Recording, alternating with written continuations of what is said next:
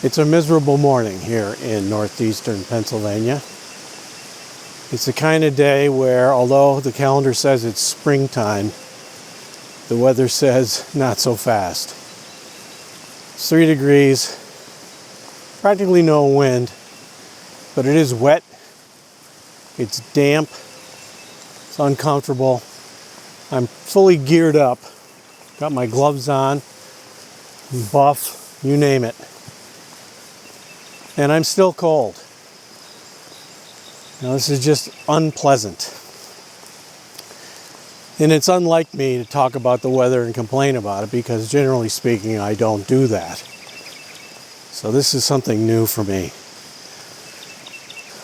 I was thinking that today I would give an update, travel update, recall to life update, whatever you want to call it. I'm set to begin traveling again. The International Bigshot will be able to engage in Bigshottery soon when I hit the road. I'm not exactly sure when that actual date will be, but I'm shooting for sometime in mid-May. Right now it's late March. But when I leave this time, it'll be for a long time. So the next few videos from northeastern PA will probably be the last ones for a very long time. As some of you can tell, I'm walking along the Lackawanna River Heritage Trail on the newly paved part between Carbondale and Simpson. If you use the trail at all, this is the one, or the portion of it that comes out right next to Holt Lumber Company.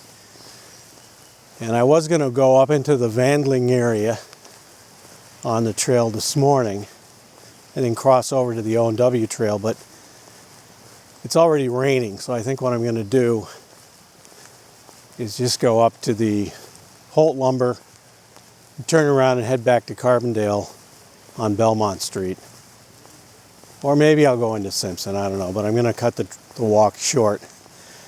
It is truly a miserable morning. And although I made a big deal a few weeks ago about purchasing a new umbrella for all my travels, that new umbrella, which really works well, isn't here with me right now. It's back at the International Bigshot studio gathering dust. I should have joined the Boy Scouts. I would have been prepared better for this. Okay, it's the next day now. Yesterday was just so miserable that I just decided to put the camera away, turn off the recorder, and try again today. Unfortunately, today is maybe even worse. Not only is it 0 degrees right now, but it's also windy. So the wind chill is now somewhere around -4. Yeah, it's just not easy being me. But today's video, or yesterday and today's video, is going to be about economics and some things in the news that I think people misunderstand, or one especially that is just plain wrong. So let's get started.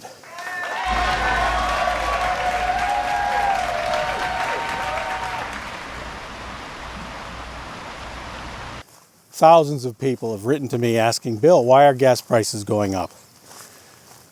And the same people are complaining that the president should not have stopped construction on a pipeline up in the Northwest. First of all, the price of gasoline depends on the price of oil. I think everybody gets that part of it.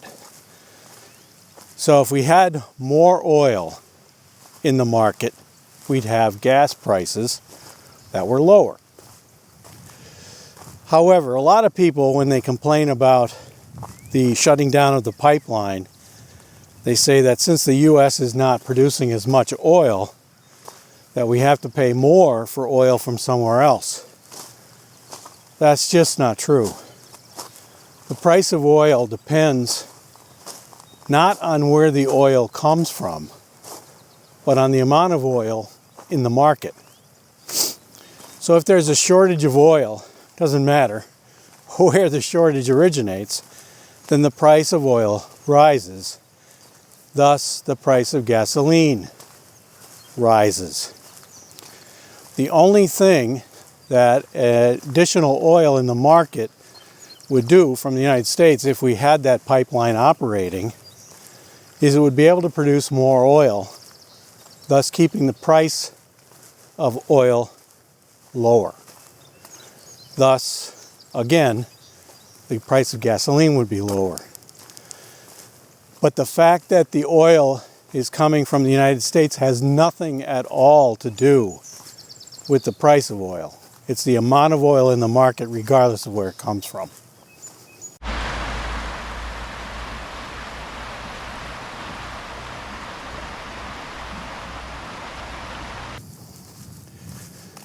Another thing that seems to come up a lot is that people don't understand why gasoline prices go up almost instantly when the price of oil goes up.